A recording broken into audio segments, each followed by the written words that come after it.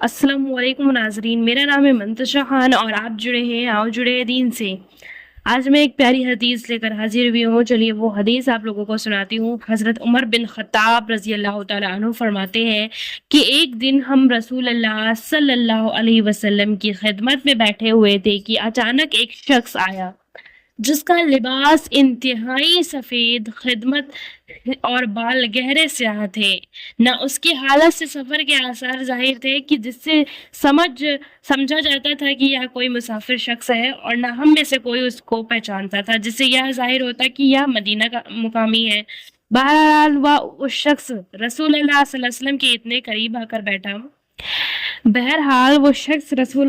صلی اللہ علیہ وسلم کے اتنے قریب آ کر بیٹھا کہ اپنے گھٹنے آپ صلی اللہ علیہ وسلم کے گھٹنوں سے ملا لیے اور اپنے دونوں ہاتھ اپنی دونوں رانوں پر رکھ لیے۔ اس کے بعد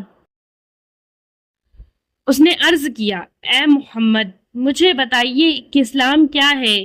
جناب محمد رسول اللہ صلی اللہ علیہ وسلم نے ارشاد فرمایا، اسلام کے ارکان میں سے یہ ہے کہ تم دل سے و زبان سے یہ گواہی دو کہ اللہ تعالیٰ کے سوا کوئی ذات عبادت و بندگی کے لائق نہیں، اور محمد صلی اللہ علیہ وسلم اللہ تعالیٰ کے رسول ہے۔ نماز ادا کرو، رمضان کے روزے رکھو، اور اگر بیت اللہ کے حج کی طاقت رکھتے ہو تو حج کرو۔ یہ سن کر وہ شخص نے کہا، آپ نے سچ فرمایا۔ حضرت عمر رضی اللہ تعالیٰ عنہ فرماتے ہیں، ہمیں اس شخص پر تعجب ہوا کہ سوال کرتا ہے گویا کہ جانتا نہ ہو، اور پھر تصدیق بھی کرتا ہے جیسے پہلے سے جانتا ہو۔ پھر اس شخص نے عرض کیا، مجھے بتائیے کہ ایمان کیا ہے؟ آپ صلی اللہ علیہ وسلم نے ارشاد فرمایا، ایمان یہ ہے کہ تم اللہ کو، ان کے فرشتوں کو، ان کی کتابوں کو، ان کے رسولوں کو اور قیامت کے دن کو دل سے مانو اور اچھی بری تقدیر پر یقین رکھو۔ اس شخص نے عرض کیا، آپ نے سچ فرمایا۔ پھر اس شخص نے عرض کیا، مجھے بتائیے کہ احسان کیا ہے؟ آپ صلی اللہ علیہ وسلم نے ارشاد فرمایا، احسان یہ ہے کہ تم اللہ تعالیٰ کی عبادت اور بندگی اس طرح کرو گویا تم اللہ تعالیٰ کو دیکھ رہے ہو، اور اگر یہ کیفیت نصیب نہ ہو تو پھر اتنا تو دھیان رکھو کہ اللہ تعالیٰ تمہیں دیکھ رہے ہیں۔ پھر اس شخص نے عرض کیا، مجھے قیامت کے بارے میں بتائیے کہ قیامت کب آئے گی؟ آپ صلی اللہ علیہ وسلم نے ارشاد فرمایا، اس بارے میں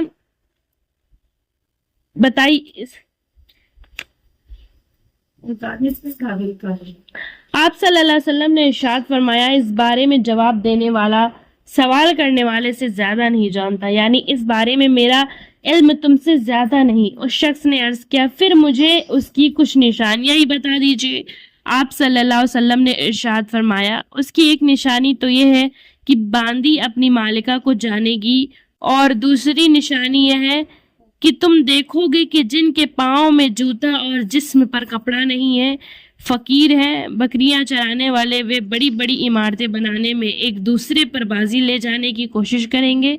حضرت عمر رضی اللہ تعالیٰ عنہ فرماتے ہیں کہ وہ شخص چلا گیا، میں نے کچھ دیر توقف کیا اور آنے والے شخص کے بارے میں دریافت نہیں کیا۔ پھر آپ صلی اللہ علیہ وسلم نے خود ہی مجھ سے پوچھا، عمر جانتے ہو یا سوال کرنے والا شخص کون تھا؟ میں نے عرض کیا، اللہ اور ان کے رسول ہی زیادہ جانتے ہیں۔ رسول اللہ صلی اللہ علیہ وسلم نے ارشاد فرمایا، یہ جبریل علیہ السلام تھے جو تمہارے پاس تمہارا دین سکھانے کے لیے آئے تھے۔ اس کا فائدہ جانتے ہیں۔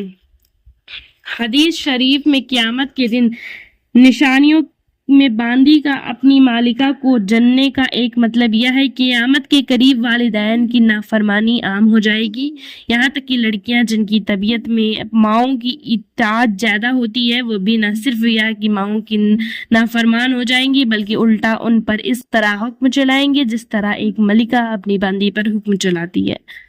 اسی کو رسول اللہ صلی اللہ علیہ وسلم نے اس اناؤ سے تعبیر فرمایا ہے کہ عورت اپنی مالکہ کو جنے گی۔ دوسری نشانی کا مطلب یہ ہے کہ قیامت کے قریب مال و دولت ان لوگوں کے ہاتھ میں آ جائے گا جو اس کے اہل نہیں ہوں گے، ان کی دلچسپی اونچے اونچے مکانوں کے بنانے میں ہوں گی اور اس میں ایک دوسرے پر بازی لے جانے کی کوشش کریں گے۔ جزاک اللہ خیر۔